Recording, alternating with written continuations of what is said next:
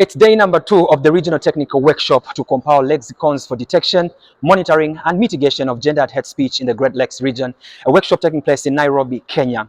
And today, the participants have a huge task of identifying words or statements that are used on various social media platforms to perpetuate hate speech, cyberbullying, and cyber harassment. I would love to warn the viewers that some of the words that you are going to hear in this report may be sensitive in nature, but they are for a purpose of compiling these lexicons that are going to help monitor, detect, and mitigate gendered hate speech on online social media platforms. The hosts, Kenya, made a submission of some of the words that are used on various social media platforms to perpetuate hate speech, cyberbullying, and harassment, and they included the following. The first theme that we have is political identity and leadership, or the affiliation. And I'll go through the terms very fast, and the language and the translation, the context and the target, and the perpetrator. Most of them fall under the severity of three, actually all of them, under the theme of political identity. So the first one is Godfather. It's English. The translation is quite obvious, and the context is used in terms of patronage. And usually the targets are women, and the perpetrators are men. Sponsor is also another term. The context is patronage, the target is women, and the perpetrators are both men and women. Malaya is a common one. I've seen it cuts across board. It means prostitute.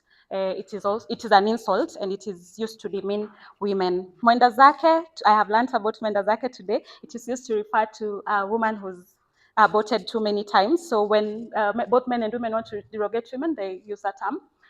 Flower girl is also an insult, and it is also used to demean women. Basically, when you're called a flower girl, it means you're used as a prop, or you have no qualifications, or you're there as a reward, something like that. Mlima comes from the word mountain. So there are a few tribes, the Gema community, that comes from the Murima area. So Mlima is Swahili and Murima is Kikuyu. So it is used to profile women from the central region. Skinny legs is also a term used to demean or body shame women from the mountain. Flat screen is also used to perpetrate and to body shame women from the central region again. Basically, it means that you have a flat nyash. Okay, flat screen. So basically, flat nyash. Nywele ngumu. So nywele ngumu is Swahili. It means hard hair or very tough hair. And mostly it's perpetrated by people of Indian descent who are in Kenya, Indian or Somalis who are in Kenya. They refer to us, the Africans, as nywele ngumu. Uganda is also present at this technical workshop, and they made the following submissions. So we have Nabukalu. It's a normal name, but when it's used in that context, they're using it to mean someone who is dry sexually. The opposite word is Namazi. It comes from Mazi is water. So Namazi would mean that this is somebody who is very, very wet. And most of these, like those two terms, also come from the background that someone is trying to say you're very sexually active, so we know about you. We have Mama Lususu. Lususu is the word for skin. And there is also a brand of a cream that is sold in the markets for women who want to bleach.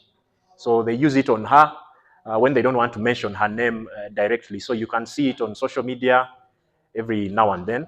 Malaya is a common one. It's the same word in the Swahili-speaking areas. Nyashless has been talked about too much. We have Mukoko. If someone is from northern Uganda, goes to the west, the parents will say, why are you bringing for us a Mukoko? Which literal meaning is, why are you bringing for us like an insect? Tanzania also made their submissions.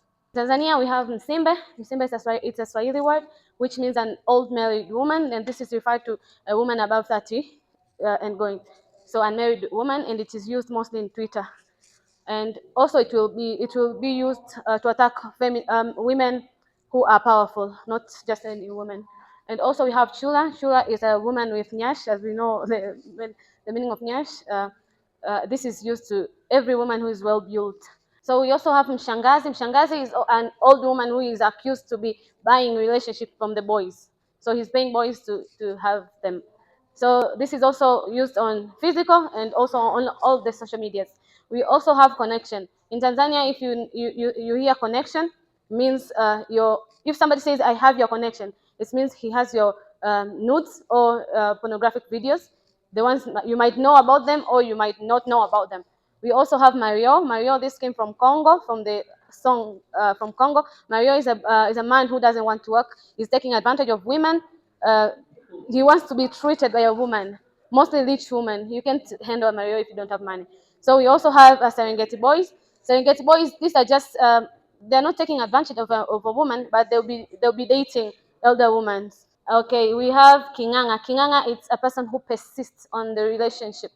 So some of the women are dressed like Kinganga. They don't want to leave their abusive man or insulting man. People who yes. So we also have Suraya Baba, father's face. If a person tells a woman, you have your father's face, that means you're very ugly. Zambia was also not left out. They made the following submissions. The first term is a Chewa word. It's called Ngomwa. So Ngomwa is translated as somebody that is barren or somebody that is unable to, have children. The target obviously is women, perpetrators. Mostly the people that will use this term are men. The second one is a word called Mahule. So Mahule is a term used to call someone a prostitute or prostitutes. Other one is a term called Walakinga. So when someone says, Walakinga, it means they're saying you are probably not having sex. And then there's a term that is also normally used for young girls. It's called quails. So someone will address someone as a quail to mean this is a young girl, but I think she's edible. Then there is another term that is called Mama Waluse. So Mama Waluse simply means a good Samaritan. And this one is basically a cheerful sexual giver. It means they give anyone that comes their way. So people who utilize, they're good Samaritan. So when people call you Mama Waluse, they simply mean you're a cheerful giver. And I hope we don't have Mama Waluses here. Yeah. Then there are insults that are normally used on social media platforms. One of them is an insult called Tombanoko. Now, Tombanoko, since we are here to educate each other, it simply means fuck your mother.